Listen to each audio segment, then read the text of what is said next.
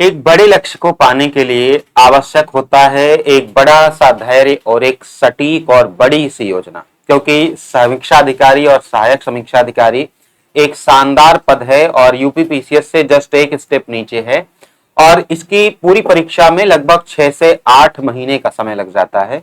तो आवश्यक है कि जब हम शुरुआत कर रहे हों तो हमें वो सारी जानकारियां हों, किताबों की वो पूरी लिस्ट हो जो हमारी इस पूरी यात्रा को आसान बनाएगी। इस वीडियो में मैं आपसे सारी रणनीति, किताबें और उन सभी आवश्यक चीजों की चर्चा करने जा रहा हूं जो आरओ यारो में सफल होने के लिए बहुत महत्वपूर्ण होगा। मुझे पता है जब आप इस यात्रा को समाप्त कर रहे होंगे,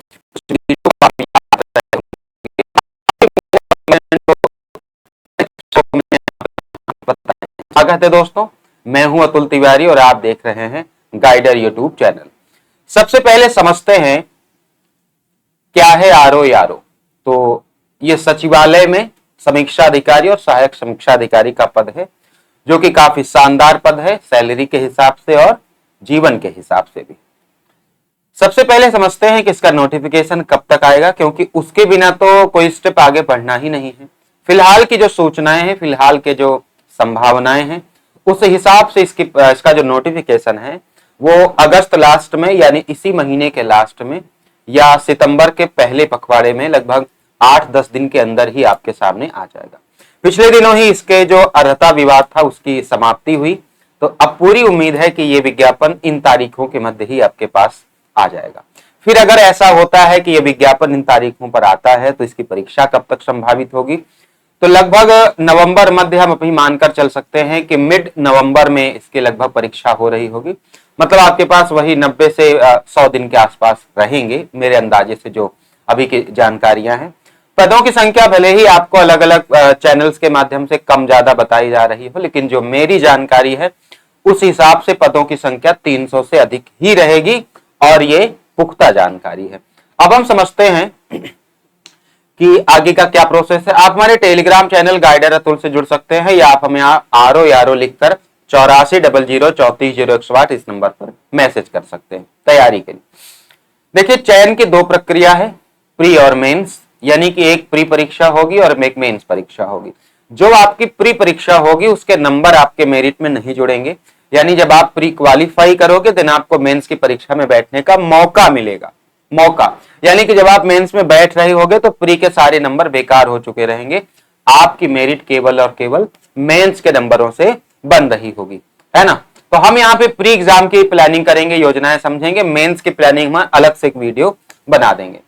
प्री की अगर हम बात कहें तो प्री में आपके सामान्य हिंदी के 60 प्रश्न आते हैं जो कि सिर्फ 6 टॉपिक्स से आते हैं, वो भी वोकाबुलरी के टॉपिक्स हैं, ग्रामर यानी व्याकरण के कोई टॉपिक नहीं आता, जैसे विलोम शब्द, पर्यायवाची, मुहावरा और आपके अनेक शब्दों के लिए एक शब्द, वाक्य शुद्धि, तत्सम तद्भव, यही 6 टॉपिक हैं जो आपके पास आते हैं। व्याकरण आपको नहीं पढ़ना होता। सामान्य अध्ययन की बात करें तो 140 प्रश्न आते हैं और दोनों को मिला के 200 प्रश्नों की प्री की परीक्षा होती है।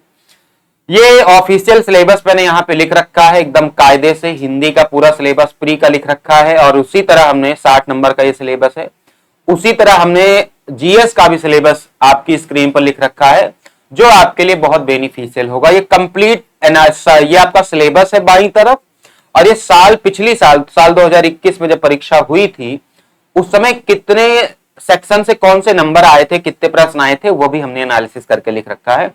जैसे आप देखें कि विज्ञान से 18 से 20 प्रश्न आए कैसे करके, है ना। तो इस सब मैं आपको भेज दूंगा।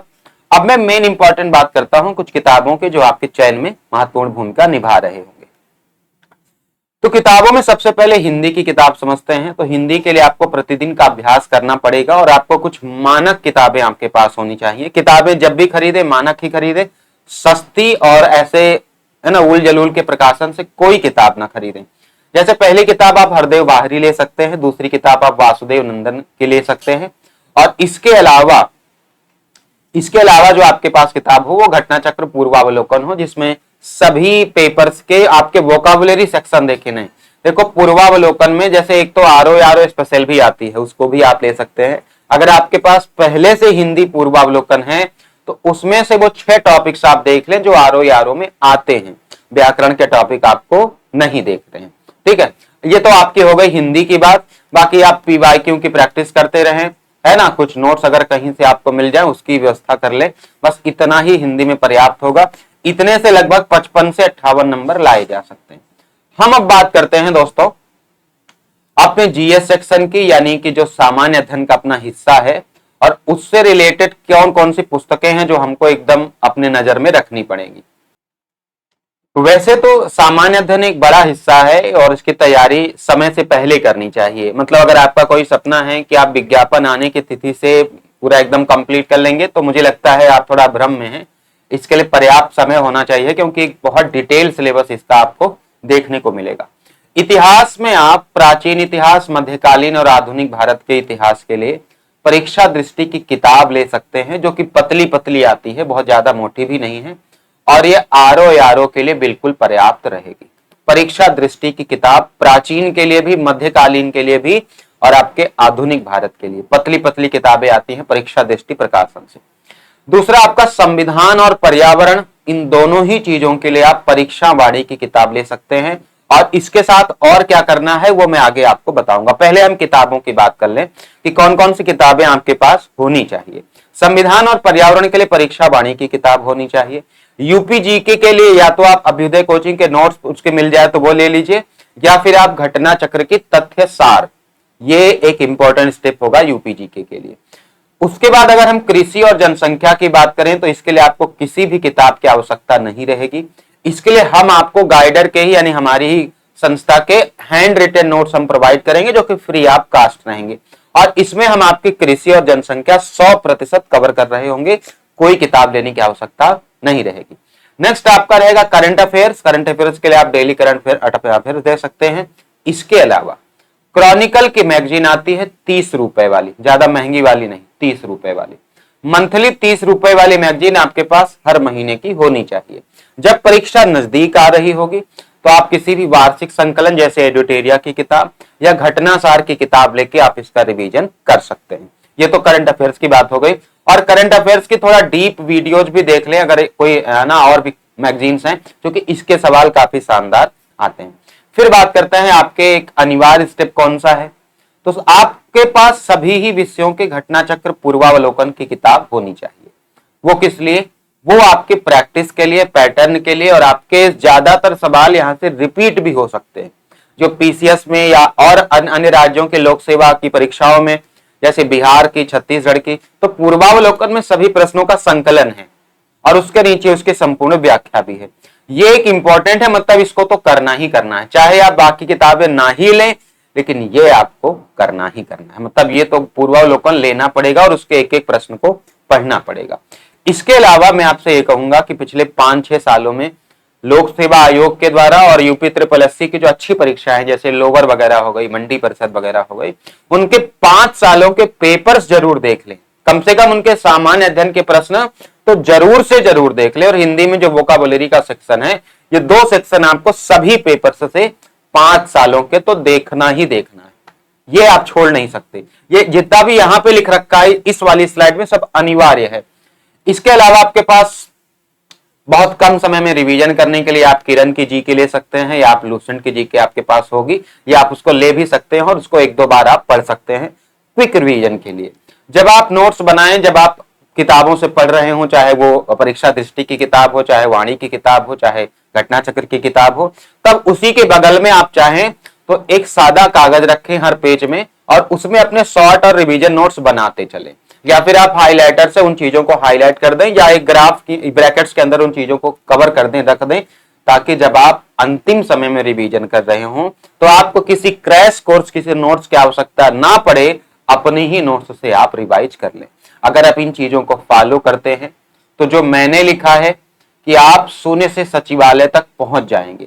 भूगोल के लिए आप दृष्टि की आती है, भूगोल की क्विक बुक छोटी सी आती है, बहुत ज्यादा मोटी नहीं, क्विक बुक आती है, उसके लिए इस्तेमाल कर सकते हैं। और इसकी भी पूर्वावलोकन आपको सारे विषयों की आपके पास होनी चाहिए। आप हमारे टेलीग्राम चैनल को ज्वाइन कर सकते हैं, गाइडर अतुल, जहां हम क्विज करा रहे होंगे और हम जनसंख्या और कृषि के नोट्स भी यहाँ पर साझा कर रहे होंगे, और भी डेली प्रैक्टिस यहाँ पे चल रही होगी। फिलहाल ये तो बात की बातें हैं, टेलीग्राम ज्वाइन करना, कोई कोर्स ज्वाइन करना, कोई टेस्ट सीरीज ज्वाइन करना, दैट आर सेकेंडरी। पहला है आपका सेल्फ स्टडी से उस जगह तक पहुंचना जहां के आप काबिल हैं। यानी कि इन किताबों का अध्ययन करके भी आप वहां तक पहुंच सकते हैं बिना किसी कोर्स, बिना किसी कोचिंग के। बाकी तो मार्केट है, बाजार है, सब बैठे ही हैं कमाने के लिए। पैसा आपके पास भी होगा तो आप भी लोगों को कमवा सकते हैं, कोई दिक्कत नहीं है, जैसे आपकी इच्छा करे। फिलहाल इस वीडियो में इतना ही।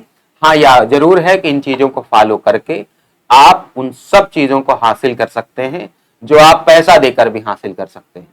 मतलब जरूरी नहीं है कोचिंग करना, कोई आवश्यक नहीं कि किसी कोचिंग के नाम पर है ना खुद को लुटवाया ही जाए, 10,000 12,000 खर्चा ही किया जाए, 20,000, आवश्यक नहीं है। 2-4 हजार की किताबों में भी ये हो सकता है। अब ये जरूर महत्वपूर्ण है कि करने वाला क्या करता है, कि उसको कोचिंग जाकर संतुष्टि मिलती है या यहीं पर घर पे बैठ के ही पढ़ने में संतुष्टि मिलती है, या उसकी क्षमताएं क्या है। तो ये बहुत सारी चीजें, इंडिविजुअल डिफरेंसेस होते हैं, व्यक्तिगत विभिन्नताएं होती हैं जो व्यक्ति पर निर्भर करती हैं। तो आप अपने हिसाब से इस निर्णय को ले लेंगे। मैंने सेल्फ स्टडी के लिए सारी किताबें बता दी हैं, और ये जब आप अपनी यात्रा को समाप्त कर रहे होंगे तब फिर इन चीजों को याद कर रहे होंगे। Thank you so much.